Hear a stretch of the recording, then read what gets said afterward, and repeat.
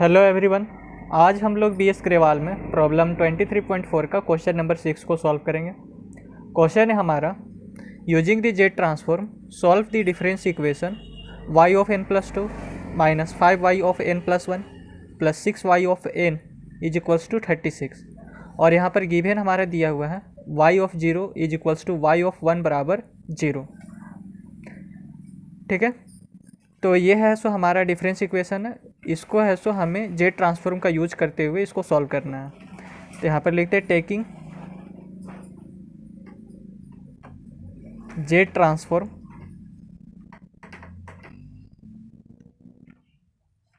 On both side. ये जो हमारा डिफरेंस इक्वेशन यहाँ पर जो दिया हुआ है उसके दोनों साइड है सो हम जेड ट्रांसफॉर्म लेंगे। तो यहाँ पर हो जाएगा Z transform of y of n plus 2 minus 5 है सो हमारा कांस्टेंट है इसलिए ये बाहर, और Z transform of y of n plus 1। ठीक है, 6 है सो कांस्टेंट तो बाहर, और Z transform of y of n that is equals to 36 और जेड ट्रांसफॉर्म ऑफ 1, क्योंकि 1 का है सो हमारा जेड ट्रांसफॉर्म होता है।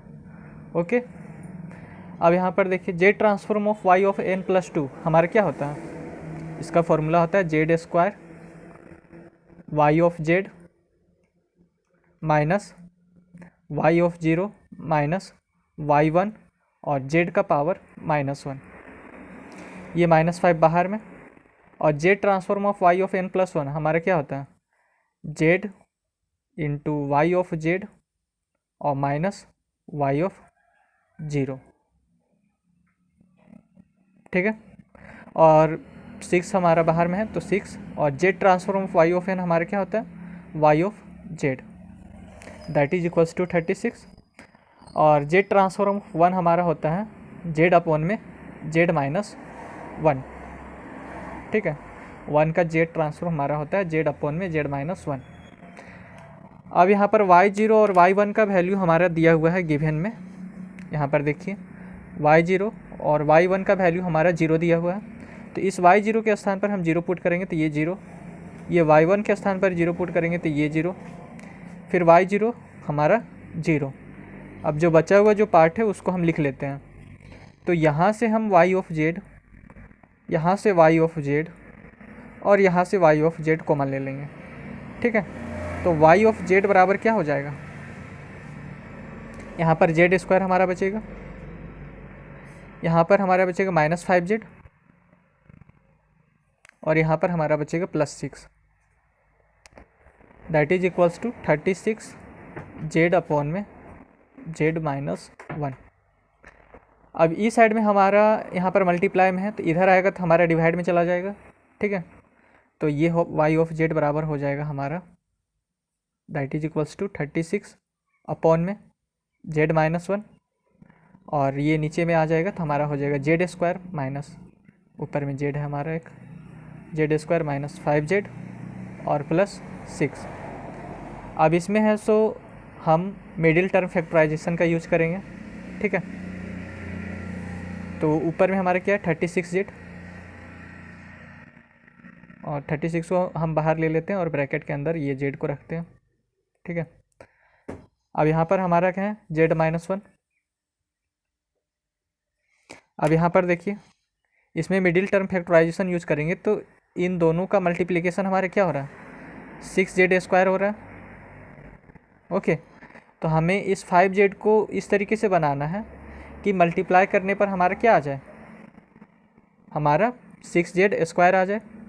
ओके, तो हम इसको लिख सकते हैं यहाँ पर -3z और इंटू -2z, तो इन दोनों को मल्टीप्लाई करेंगे तो हमारा कितना आ जाएगा, इन दोनों का मल्टीप्लाई हमारा 6z स्क्वायर आ जाएगा। फिर इन दोनों को इस तरीके से लिखना है कि हमारा -5z आ जाए। ठीक है, यानी कि मल्टीप्लाई करने पर हमारा 6z स्क्वायर आना चाहिए और प्लस माइनस करने पर हमारा -5z। तो यहाँ पर करते हैं -3z और +-2z, तो ये दोनों हमारा मिल के क्या हो जाएगा -5z। तो हम इसको इस तरीके से लिख सकते हैं जेड स्क्वायर ठीक है। और -5z को हम लिख सकते हैं -3z और -2z, तो यहाँ पर हो जाएगा -3z और -2z और ये +6। ओके, और यहाँ से ब्रैकेट बंद। ठीक है। अब यहाँ पर आ जाएगा y ऑफ z, ये 36 हमारा बाहर में है, ये हमारा z हो गया, ये हमारा z-1 और यहाँ से z और यहाँ से z हम कॉमन लेंगे तो z हमारा बाहर में आ जाएगा और अंदर में क्या बचेगा, z-3। ठीक है। अब यहाँ से -2 और यहाँ से -2 हम कॉमन लेंगे तो -2 कॉमन, तो अंदर में हमारा क्या बचेगा, z-3। ओके। अब यहाँ से z-3 और यहाँ से z-3 कॉमन लेके बाहर कर देंगे तो यहाँ बचेगा 36 और z अपॉन में z-1, z-3 को बाहर ले लिए तो अंदर में हमारा क्या बचेगा, z-2। ओके, तो y ऑफ z बराबर हो जाएगा हमारा क्या, दैट इज इक्वल्स टू 36 और z अपॉन में z-1, z-2 और इंटू z-3। ठीक है। अब इस वाले पार्ट को लेते हैं, यहाँ से यहाँ तक वाले पार्ट को लेते हैं और इसमें है so partial fraction method apply करते हैं। ठीक है। तो यहाँ पर हो जाएगा z अपॉन में z-1, z-2 और इंटू z-3। अब इसमें पार्शियल फ्रैक्शन मेथड अप्लाई करेंगे तो ये हमारा लीनियर पॉलिनोमियल है, ये भी एक हमारा लीनियर पॉलिनोमियल है और ये भी हमारा एक लीनियर पॉलिनोमियल है। तो इसका 3 हमारा फ्रैक्शन बनेगा, एक z-1 plus z-2 plus z-3। ठीक है। और ये एक लीनियर पॉलिनोमियल है तो इसके ऊपर एक कांस्टेंट लगेगा a, ये भी हमारा एक लीनियर पॉलिनोमियल है तो इसके ऊपर भी कांस्टेंट लगेगा b, ये भी हमारा एक लीनियर पॉलिनोमियल है तो इसके ऊपर भी एक कांस्टेंट लगेगा c। ओके। अब एक हमारा फॉर्मूला होता है और वो फॉर्मूला को हम यहाँ पर लिख दे रहे हैं, z ट्रांसफॉर्म ऑफ a का पावर n हमारा क्या होता है, z अपॉन में z-a होता है। अगर हम इस z को इक्वल्स टू के इधर लेके जाएं तो z inverse of z upon में z-a हो जाएगा, तो इधर हमारा क्या बचेगा, a का पावर n बचेगा। ओके। तो इसी फॉर्मूले को देखते हुए हम इसका मॉडिफिकेशन करेंगे। अब यहाँ पर देखिए, यहाँ पर a है तो यहाँ पर हमारा 1 है। ठीक है। इसके ऊपर में हमारा z है जबकि यहाँ पर हमारा z नहीं है तो यहाँ पर एक z लगा देंगे। सेम यहाँ पर a है तो यहाँ पर हमारा 2 है, ऊपर में यहाँ पर z है लेकिन यहाँ पर नहीं है तो यहाँ पर भी एक z अपने से लगा देंगे। फिर सेम यहाँ पर भी एक z यहाँ पर लगा देंगे और इसे मान लेते हैं हम इक्वेशन स्टार। अब दोनों साइड क्या करेंगे, multiplying both side by multiplying both side bye z-1, z-2 और z-3 से मल्टीप्लाई कर देना है दोनों साइड। ठीक है। तो इस साइड में अगर मैं z-1 इंटू z-2 और z-3 से मल्टीप्लाई करता हूँ तो ये नीचे वाला से ये पूरा कैंसिल हो जाएगा तो केवल हमारा बचेगा z। सेम यहाँ पर मल्टीप्लाई करेंगे z-1, z-2 और z-3 से, तो z-1 से z-1 कैंसिल तो हमारा ऊपर में केवल बचेगा z-2, z-3 जो कि इसके साथ मल्टीप्लिकेशन में रहेगा। तो az इंटू z-2 और z-3 बचेगा। ठीक है। प्लस यहाँ पर मल्टीप्लाई करेंगे इससे तो z-2 से z-2 हमारा चला जाएगा तो bz इंटू z-1 और z-3 बचेगा, bz इंटू z-1 और z-3 बचेगा। ठीक है। प्लस यहाँ पर मल्टीप्लाई करेंगे इससे तो z-3 से z-3 चला जाएगा, तो हमारा CZ और z-1 और z-2 बचेगा। ओके, अब क्या करेंगे कि यहाँ पर हम देख रहे हैं यहाँ पर 2 और 3 है, जबकि यहाँ पर z-1 वाला कोई टर्म नहीं है, ठीक है, जबकि यहाँ पर है और यहाँ पर है। तो अगर हम z=1 पुट कर दें तो यहाँ का हमारा 0 हो जाएगा, यहाँ का 0 हो जाएगा और a का वैल्यू हमें मिल जाएगा। तो इसे हम इक्वेशन 1 मान लेते हैं और यहाँ पर लिखते हैं पुट z=1 इन इक्वेशन 1। तो z का वैल्यू हम 1 पुट कर रहे हैं, तो यहाँ पर z है तो इसके स्थान पर हमारा क्या हो जाएगा 1।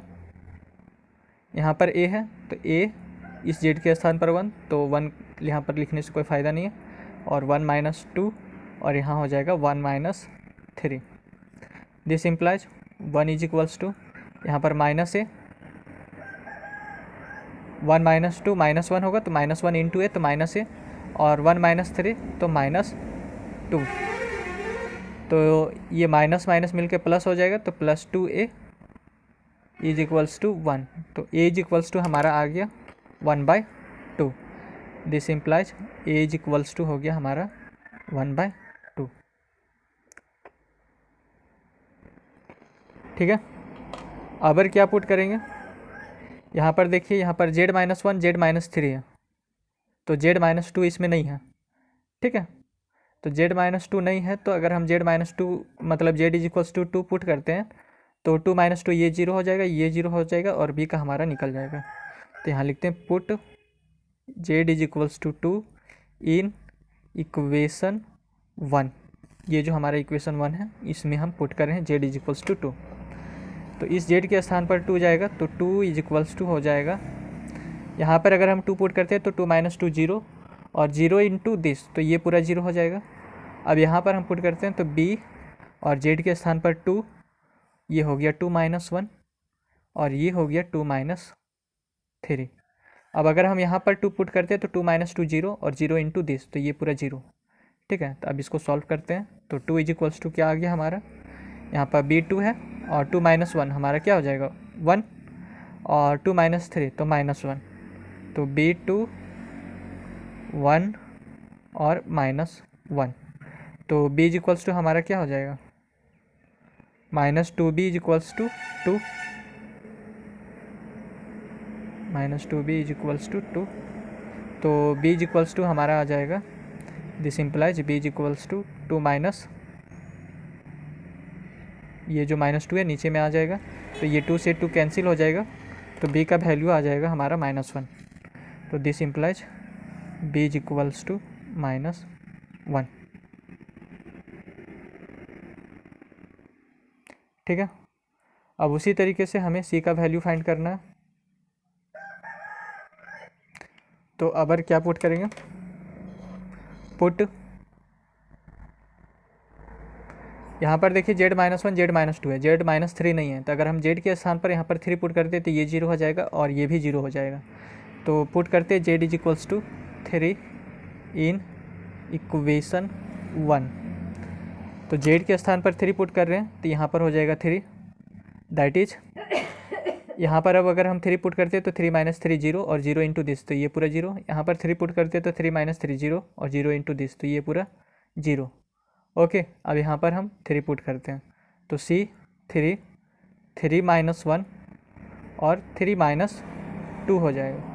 तो दिस इम्प्लाइज 3 = क्या हो जाएगा c3 और 3 - 1 हमारा 2, तो c इंटू 3 इंटू 2 और 3 - 2 हमारा क्या हो जाएगा 1 हो जाएगा।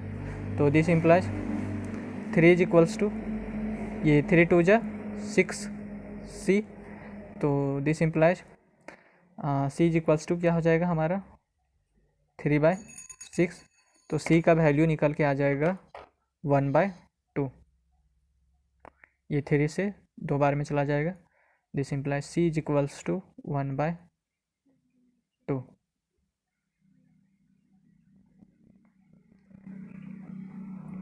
अब जो मैंने a b और c का जो वैल्यू फाइंड किया, a b और c का जो वैल्यू फाइंड किया है यहाँ पर, उसको हम इस इक्वेशन स्टार में पुट कर देंगे, ठीक है।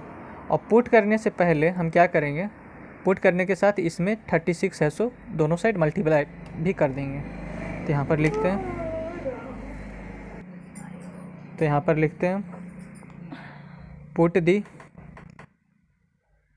Value of A B and C in equation star and multiply both side by, यहाँ पर देखिए 36 है तो दोनों साइड है सो 36 से मल्टीप्लाई कर देते हैं। ठीक है, multiply both side by 36। A B C का वैल्यू भी पुट करना और 36 दोनों साइड मल्टीप्लाई भी करना है। ओके, तो यहाँ पर हमारे क्या जेड अपॉन में जेड माइनस 1, जेड माइनस 2 और क्या जेड माइनस 3। अब इसमें है सो हमें क्या मल्टीप्लाई करना है 36 को, तो ये हो गया हमारा यहाँ पर 36 मल्टीप्लाई। ठीक है, दैट इज इक्वल्स टू, अब ए का वैल्यू हमारा क्या 1/2 है, तो ए के स्थान पर यहाँ पर 1/2 हम पुट करेंगे। ठीक है, तो सबसे पहले इसको लिख लेता हूँ, जेड अपॉन में जेड माइनस 1, फिर प्लस जेड अपॉन में जेड माइनस 2, फिर प्लस जेड अपॉन में जेड माइनस 3। तो यहाँ पर हमारा ए के स्थान पर क्या पुट करना है 1/2, तो यहाँ 1/2 पुट कर दिए। अब बी के स्थान पर क्या पुट करना है, बी के स्थान पर -1, तो ये प्लस वाला साइन हमारा हटेगा। ठीक है, और इसके जगह में लगेगा -1। सी के स्थान पर क्या पुट करना है, ये जो सी है इसके स्थान पर पुट करना है 1/2, तो यहाँ पर मैंने 1/2 पुट कर दिया। अब क्या करेंगे, दोनों साइड है सो जेड इन्वर्स ले लेंगे। ओके, दोनों साइड हम जेड इन्वर्स ले लेंगे।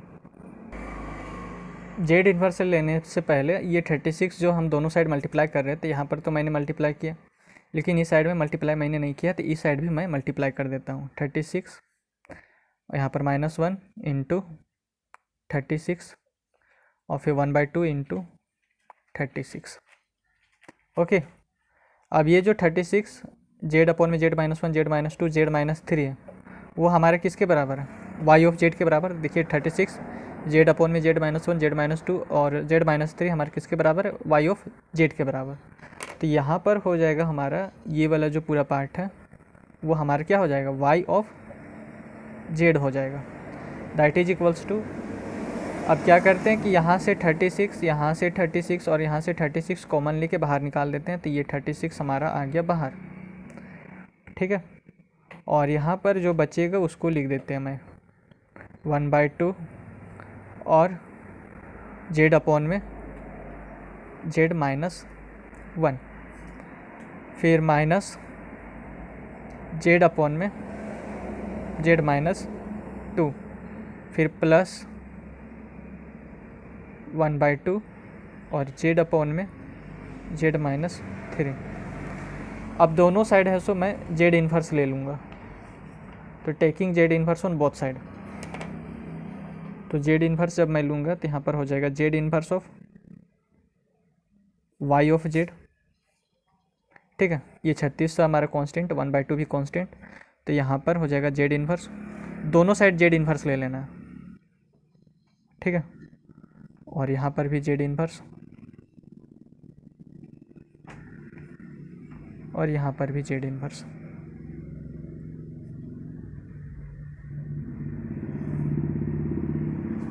तो यहाँ मैं लिख लेता हूँ taking Z inverse on both side. अब जो फॉर्मूला होता है हमारा कि Z inverse of Z upon में जेड -a हमारा क्या होता है, a का पावर n होता है। ठीक है, और Z inverse of Y of Z हमारा क्या हो जाएगा, वाई ऑफ एन हो जाएगा, दैट इज इक्वल्स टू 36 और अंदर में 1/2 और इसका जेड इन्वर्स क्या होगा, यहाँ पर ए है तो इस ए के स्थान पर ही हमारा यहाँ पर 1 है, तो यहाँ ए था तो ए का पावर एन हो गया, तो यहाँ पर हमारा 1 है तो यहाँ पर 1 का पावर एन हो जाएगा। ठीक है, फिर माइनस यहाँ पर हमारा ए है तो यहाँ पर हमारा 2 है, ए था तो ए का पावर एन हो गया, 2 है तो 2 का पावर एन हो जाएगा। ठीक है, सेम प्लस 1/2, यहाँ पर हमारा ए है तो ए का पावर एन, यहाँ पर हमारे 3 है तो 3 का पावर एन हो जाएगा। अब 1 का पावर हमारा कितना भी रहता है उसका तो वैल्यू 1 ही आना है, तो वाई एन हमारा आ गया वाई एन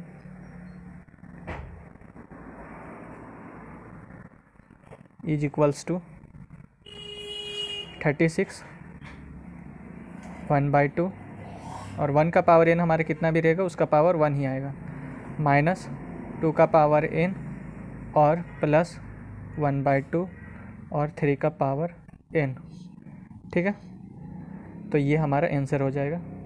अगर आपको यह वीडियो अच्छा लगा हो तो चैनल को सब्सक्राइब, वीडियो को लाइक और अपने दोस्तों के साथ शेयर ज़रूर करें। धन्यवाद।